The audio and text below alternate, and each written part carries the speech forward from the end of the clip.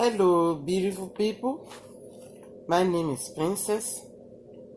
This channel is about Yoruba American comedy. We have a counseling, adverts, and broadcasting news. Tonight, for the second time, I will talk about some of American news in Yoruba, stated by our president, Uncle Joe. That is President of America. Uncle fi tó wa létí wípé ọ̀wọ́n gógó epo ó jẹ́ nǹkan ìfàsẹ́yìn díẹ̀ fún àwọn ará ìlú. Bẹ́ẹ̀ ó ní sìn lẹ́yìn tí àwọn dẹ̀ ti pe gbogbo àwọn alábàáṣiṣẹ́ wọn papọ̀ láti bójútó ètò ìdíyelé gáàsì tí wọ́n fi sínú tí wọ́n fi ń dáná nìyẹn o. Láti fojútó ètò ìdíyelé gáàsì tí ó ń lọ lọ́wọ́lọ́wọ́, wọ́n sì ṣe àfikún wípé kí owó yẹn kó lè ṣe kíni kó lè lọ sílẹ̀.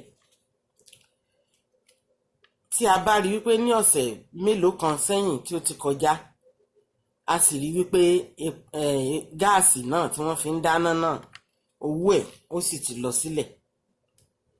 Ṣùgbọ́n ọ̀nkú ní ìlọsíwájú ni ó jẹ́ fún gbogbo wa nítorí pé ó ti lọ sílẹ̀. Ṣùgbọ́n ọ̀nkú ní kò tẹ́ àwọn lọ́rùn tó wípé owó gáàsì náà ó gbọ́dọ̀ lọ sílẹ̀ dáadáa jù bẹ́yẹn lọ. Eléyìí ni ó mú ìpalára bá àwọn ìdílé kọ̀ọ̀kan nítorí ọ̀wọ́n gógó gáàsì.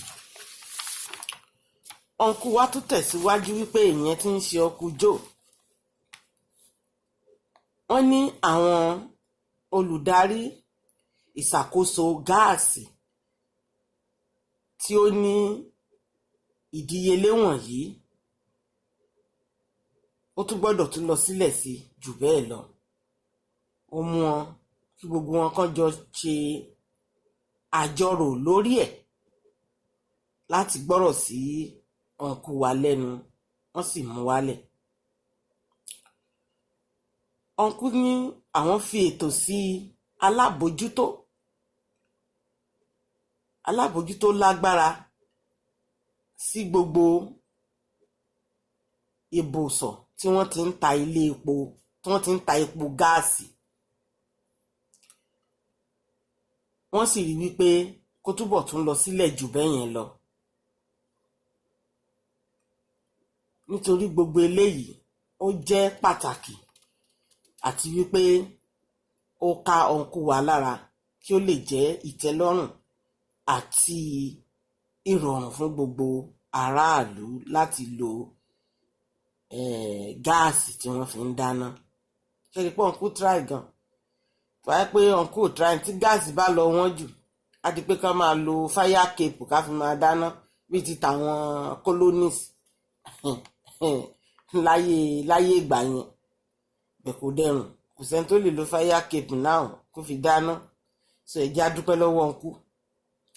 Ọ̀nkú tún tẹ̀síwájú sí i, wọ́n tún lọ sọ nípa ti epo tí wọ́n ń dà sínú mọ́tò yìí tí ń ṣe pẹtiróòlù, wípé ìyẹn náà tún gbọ́dọ̀ ṣe kíni ó gbọ́dọ̀ lọ sílẹ̀ dáadáa kó lè jẹ́ ìrọ̀rùn fún gbogbo wa.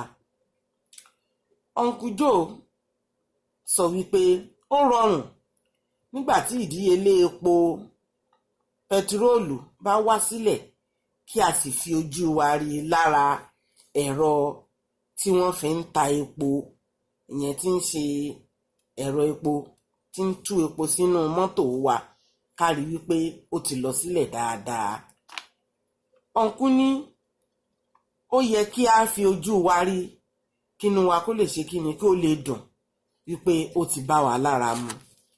Ṣùgbọ́n kàkà bẹ́ẹ̀ o, kàkà kí ewé àgbọn rọ̀ o, nkekoko ló tún le sí o. Ṣùgbọ́n báyìí agbẹnusọ àti àwọn alátùtà ń ṣe àwọn ìgbàsílẹ̀ ní ìràpadà ní títóbi jùlọ tí àwọn ará Amẹ́ríkà wọn ò gbà ìtẹ́wọ́gbà yìí rárá. Ńṣe ni ipò yìí tó tún ní ìdíyelé sí o. Kò tẹ́ àwọn ará ìlú rárá o, pẹ̀lú gbogbo akitiyan tí bàbá pírẹsidẹ́ǹtì tí wọ́n ń ṣe wípé kí epo èkó ṣe kíni àti gáàsì kó lè lọ sílẹ̀. Ṣé tẹ́kọ̀ ò bá lọ sílẹ̀ mọ́ sìn kí la fẹ́ máa lò? Ṣé bóòtù látún máa lò bíi ti tàwọn colonies? Ẹ rí i pé òǹkùn try wọ́n láti ṣe akitiyan pé kí méjèèjì kó lọ sílẹ̀. Torí tí gáàsì bá lọlẹ̀, àwọn tí wọ́n rẹ́ǹtì ilé owó wọn ò ní lọ sókè. Àwọn tí wọ́n tán nílé ara wọn fúnra wọn, bíìlì wọn á mọ níwọ̀nba, torí tán bá san owó omi, tí wọ́n san owó iná, tí wọ́n bá tún wá san owó gáàsì tíyẹn tún lọ sókè, á ti lọ pọ̀ jù. So ètò tó dára ni Uncle Joe gbé sílẹ̀ fún wa láti mú gbogbo ẹ̀ pé kó lọ sílẹ̀ dáadáa. Tí epo bá ti lọ wọ́n jù, àwọn tí wọ́n ń lo mọ́tò, ọ̀pọ̀lọpọ̀ ló ń gbé mọ́tò lọ síbi iṣẹ́, kò ní lè gbé mọ́tò lọ ibi iṣẹ́ mọ́, á di pé kán máa wọ tírèènì. Àwọn mọ́tò ojú irin fàmí ń fà ọ́ fákàfìkì ìyẹn ló tún kù tí wọ́n ó máa lò. Wàhálà ńlá ló máa jẹ́, torí ọ̀pọ̀lọpọ̀ ibùsọ̀ ibi tí wọ́n ti ń wọ fákàfìkì yìí ó nasẹ̀ sí ilé wọn tí ó pọ̀ gan ni. Ṣùgbọ́n nígbà tó bá ní mọ́tò tiẹ̀ tépo bá wà tó pọ̀ yanturu fún wa, á jẹ́ ìrọ̀rùn láti lọ sí ilé ibi iṣẹ́ òòjọ́ wa, ká tó padà wá sílé láyọ̀ láti àlàáfíà. Àti fún àwọn ọmọ iléèwé pàápàá, wọ́n á lè tètè máa lọ síbi ẹ̀kọ́ wọn, àti àwọn ọmọ ẹlẹ́kọ̀ọ́ gíga. Gbogbo á jẹ́ ìrọ̀rùn fún gbogbo wa. Ẹ jẹ́ ká dúpẹ́ lọ́wọ́ Uncle try gan. Wọ́n bá tẹ̀lé bá wa gbé wá sí $145, àdìpọ̀ ti dáa gan. Torí nǹkan tó ń tà tẹ́lẹ̀ nìyẹn, $145, ọ̀ tó bá gbé sí $2. Ẹ jẹ́ ká dúpẹ́ lọ́wọ́ Uncle try o. Uncle Joe, we appreciate you. Thank you so much. Keep it up. We proud of you.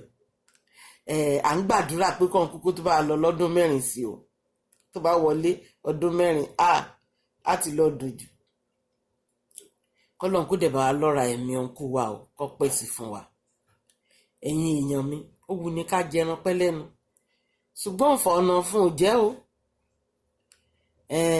Ìyẹn ló mú mi wá sọ wípé ó tún di ọ̀la ká tó tún máa fi tó wa létí fún àwọn ètò míì tí Uncle bá tún bá wa ṣe. Wọ́n ń ṣèwádìí lọ́wọ́ gidigidi, bàbá yẹn ń ṣakitiyan gan ni. So ẹ jẹ́ ká fi yàn wọ́n, ká dúpẹ́ lọ́wọ́ wọn. Ká jí láyọ̀, orun rè o. Èmi ọmọ yín Princess, ó dàárọ̀.